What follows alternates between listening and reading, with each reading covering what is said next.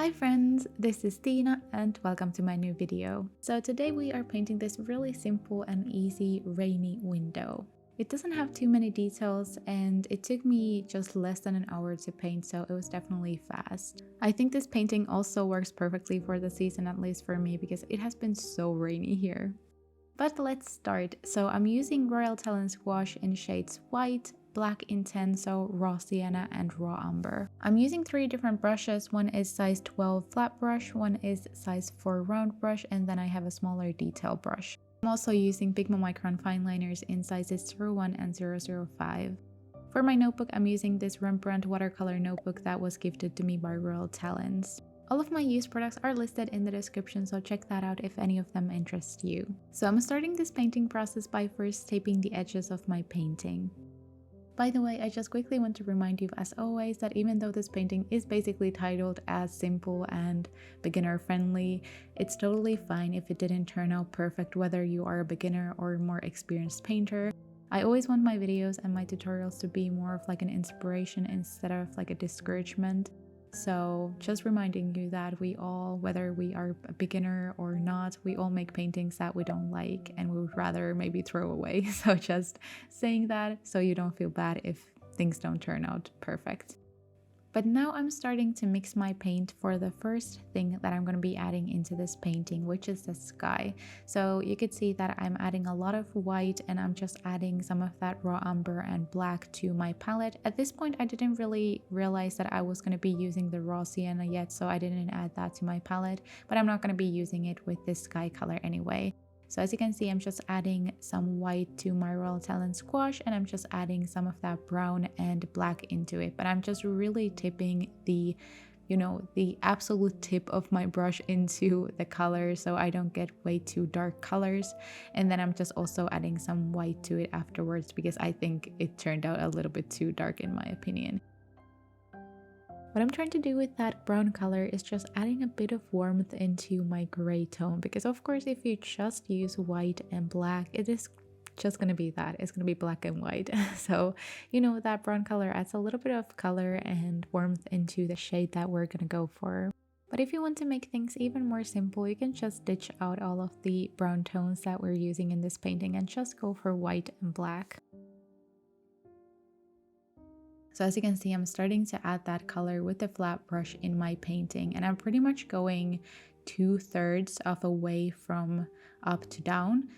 And I'm just adding that color, trying to coat all of the areas with that without having too many streaks. Sometimes the paint can look a little bit more streaky when it's wet, but when it dries, it will look pretty nice and smooth. I always use some water with my gouache and try to make it in a more creamy or milky texture so it flows on the paper more. By the way, if you are just like a total beginner with gouache, I would always highly recommend you to watch a video on YouTube, maybe titled as Gouache Beginner Tips or something like that, so you actually get to know your medium first. Just a little reminder for you.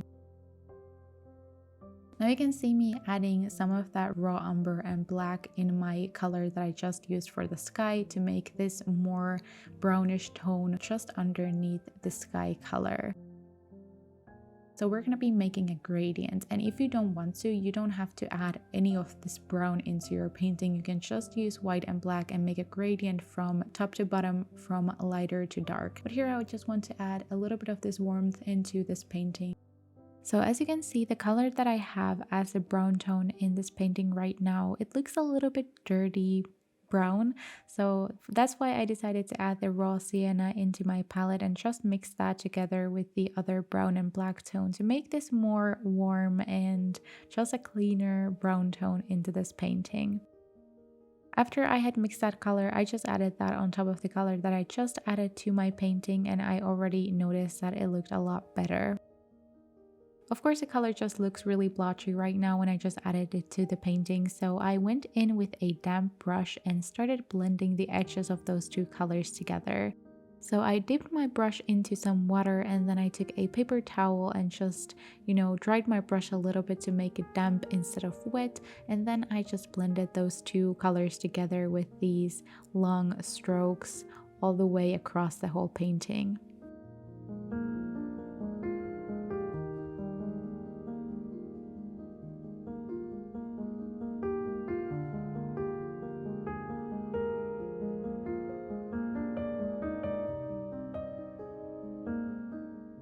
And as you can see, I'm gradually going darker with my color going to the bottom, and I'm just adding more brown and more black into it so we get this nice, really dark color in the bottom. Blending might be really hard, but don't worry about that with this painting. This is supposed to be really simple and pretty fast, so if your blends don't look perfect, it is completely fine because we're going to be painting all over this anyway, so it doesn't really matter. As you can see, the color I chose for the bottom of this painting is almost black. I think it worked really well because it's just gonna accentuate the contrast in this painting even further. As you can see, my blending is still really streaky. It doesn't look at all perfect, which is completely fine in this kind of paintings. But also, if you are really struggling with blending, I would recommend going and watching another YouTube tutorial for blending with gouache. It's something that I'm not really that great with myself. I've been struggling with gradients lately, but yeah, just saying that out loud in case any of you are struggling with that too.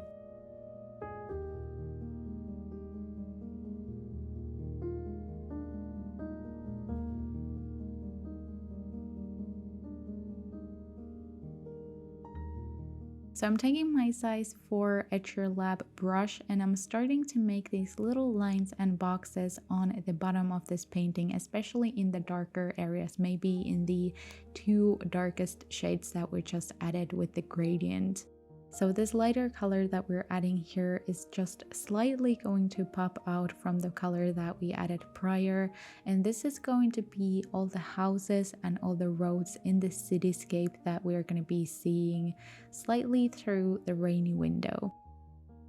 So if we're looking through a rainy window and focusing on the window itself, everything else is going to look a lot more blended and just, you know, things are going to be more messy and hazy and foggy, and we're going to really try to do that with this painting.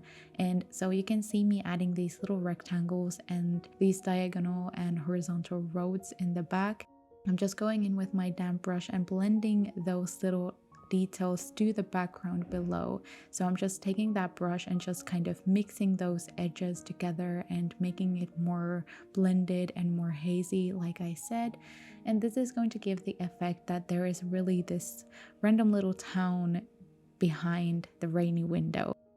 This is one of the maybe the hardest part of this painting, but it doesn't have to be that hard. You can just make it really random and just adding these colors and shapes everywhere to, you know, have that feeling of a town, but nothing has to really stand out that much. It's just to create some texture in the back, really.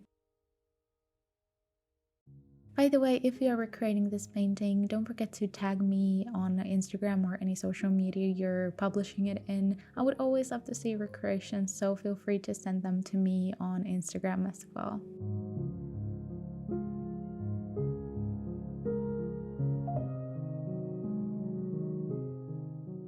I'm just adding this black color in between some of the lighter lines that I just added to create more depth into the city, so it looks a little bit more realistic and darker as well.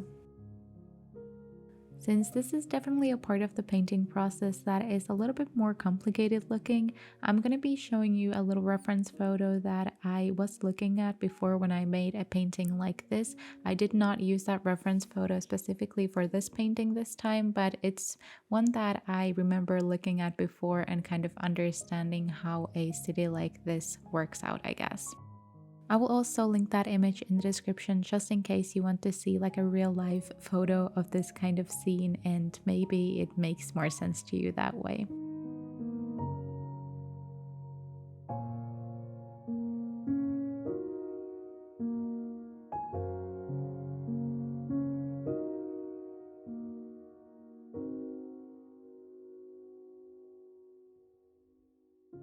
So next I'm making a tone that is lighter than the whole background itself, and it's gonna just have some white and just a tiny bit of that black and brown to create this really light grayish tone that is almost gonna look white against that darker background.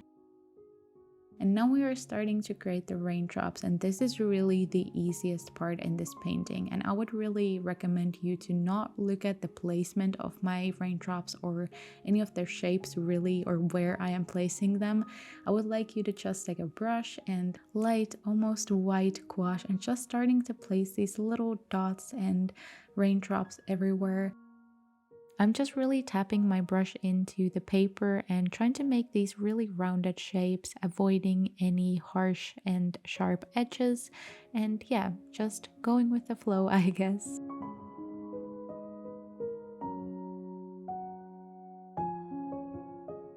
If you want to really reference something from this painting, is maybe the size of the raindrops. Of course, you can make them bigger as well, but I prefer this kind of medium size. So as you can see, I'm adding these bigger raindrops, and then I'm adding some really tiny ones in between all of them. I also changed my brush into a smaller one in the midst of doing this because I was able to create a little bit more precision with that.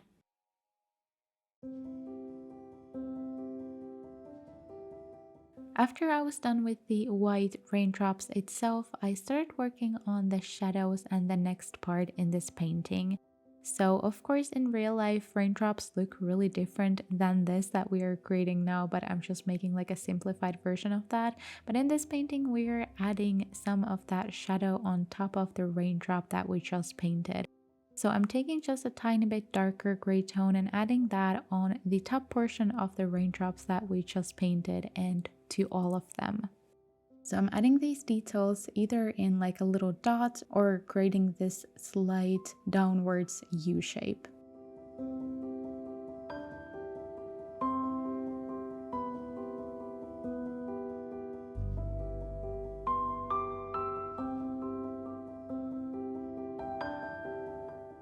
I think the theme in this painting was trying to create things without having to be really precise, because I was always working in this really free way with this painting, and I would highly encourage you to try that one as well, especially if you are somewhat of a perfectionist, because in this painting I think it kind of perfectly shows that you don't have to make anything perfect, and like in the end everything will still look really good and put together.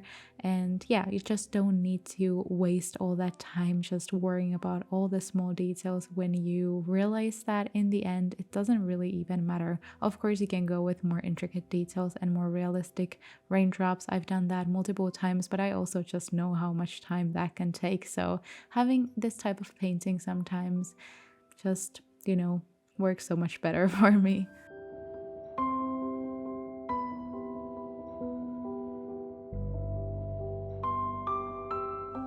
And after that is done, I took my Pigma Micron fine liner, and I would highly suggest going with a fine liner instead of black gouache because I've tried both and this is much faster. And with this fine liner, we are going to be outlining all of the raindrops that we have just made. And even though this kind of does look like a long process, it actually didn't take that much time, so it's not too bad in the end. And here you can see the reference photo I showed to you earlier, and you can see this faint little outline with all of the raindrops. Again, it's not the most realistic one, but it still really makes sense when you do this in your painting because it will look a lot better than it did before. And I'm trying to make the outlines really thin, almost holding my pen in this horizontal position or at least diagonal position, trying to kind of make this almost discontinued line. So I'm not just making this thick outline from start to finish, I'm instead just kind of lifting the pen off my paper while I'm in the middle of, making that outline. I don't really know if that makes any sense. I decided to go with a 01 black fine liner, but I tried to go for gray as well, and I think that actually worked a lot better. But I decided to go with the black one because I know black is a little bit more easy to find, and many of you might have a black fine liner, so I decided to go with that one. I also decided to change the 01 into 005 after I had done a couple of them because I didn't think the size was small enough. It looked a little bit too bulky, so I went with a smaller one instead. But yeah, this is what I did with my painting. It turned out really pretty, and I really hope you enjoyed this tutorial and maybe found a great way to paint raindrops. I know it looks a lot harder than what it is actually. So yeah, thank you so much for watching this video, and I really hope you enjoyed it. If you did, don't forget to subscribe to my channel and leave a thumbs up and leave a rainy emoji down in the comments if you watched until the end. Thank you so much for watching, and I hope to see you in my next video. Bye bye.